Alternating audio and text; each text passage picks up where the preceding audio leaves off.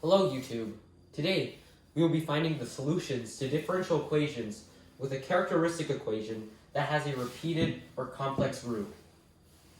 So what is a repeated root?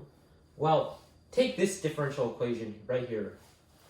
If you watched the last video, you'll be able to find that the characteristic equation is r squared plus 8r plus 16, and if you factor that, you get r plus 4 squared, or r plus 4 times r plus 4. And then you'll be able to find that the solution to this characteristic equation is just -4 and -4. And it's just, they're the same number, so that's why it's called a repeated root. And you are not able to use the method that we used in the last video to find the solution to this differential equation. And the same thing applies to the second differential equation, where instead of a repeated root though, you get a complex root. And you won't be able to use the method from the last video to find the solution if you get something like that. So, how do we find the solution to equations with their characteristic equations having repeated roots? Well, we'll find out. So, we can convert this to its respective characteristic equation. Then we can factor it out.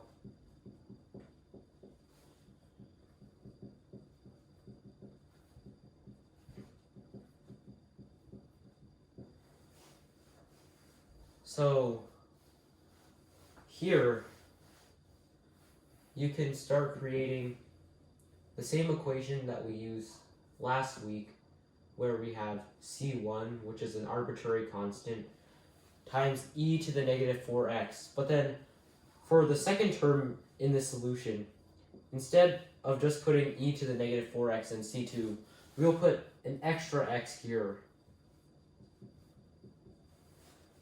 And then that's our solution.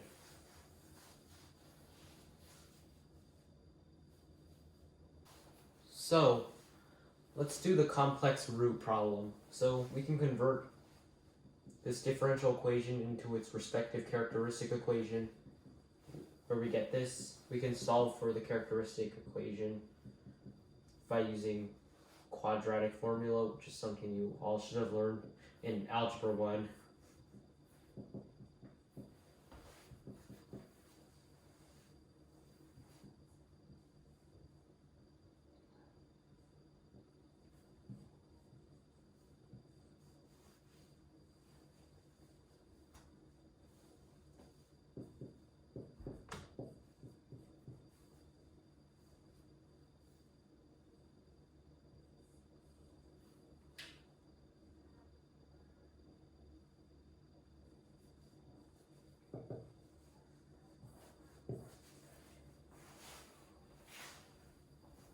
So now that we have that done, we see that we have obviously a complex solution. So the formula to get to our final answer is this.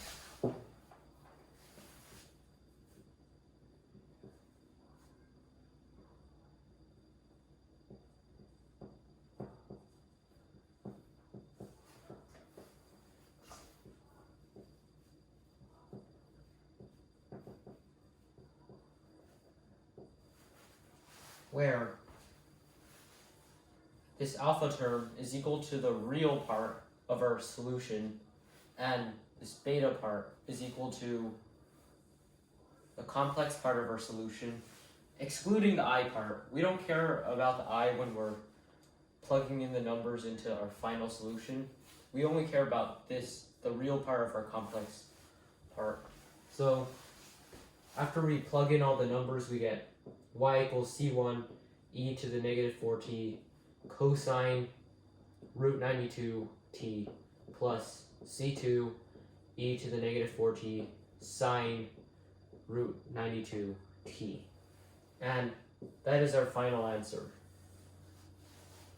And note that C1 and C2, as always, are arbitrary constants that can be anything. So let's do some extra practice. So let's start off with problem 1 first. So you can see this is a third order differential equation, but our characteristic equation still applies here. So we can convert that to r cubed plus 4r squared plus 4r plus 16 equals 0. You can convert that to r squared plus 4r plus 4 equals 0. Then you can convert this to r equals negative 4 and 0 plus or minus 2i. So now we can convert this into an actual solution. So we get y equals c1 of e to the negative 4x power plus c2 times, well, it's like e to the 0x, because remember this is alpha, this is beta, so we put our real root here.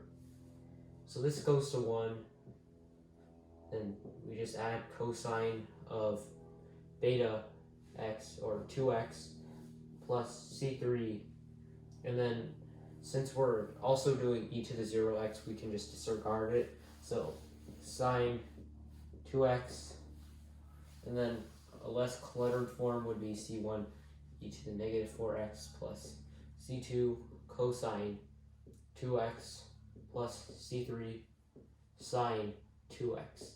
And that is our solution.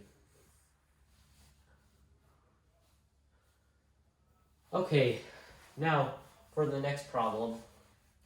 So you can see this equation looks a lot scarier than the previous ones, but we could still work with this one. So let's just convert this to a characteristic equation.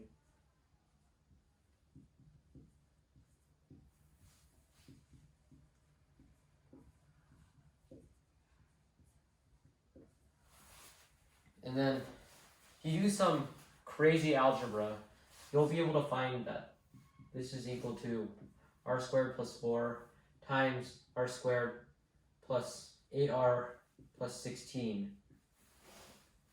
equals 0.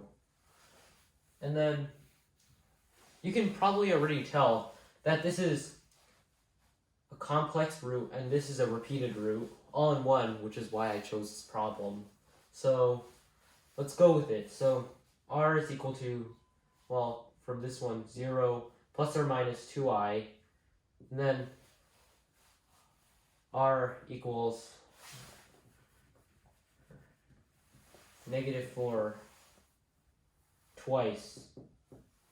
So we can use our complex root formula for this one to get c1 e to the 0x, and then again just goes to 1 of cosine 2x plus c2 of sine 2x, because again e to the 0 is just 1, so then plus, well, we can just use the repeated root formula, so c3 e to the negative 4x plus c4 x e to the negative 4x.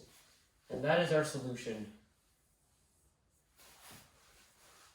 So I may be focusing this channel on more than just advanced math. I might go on to physics or chemistry.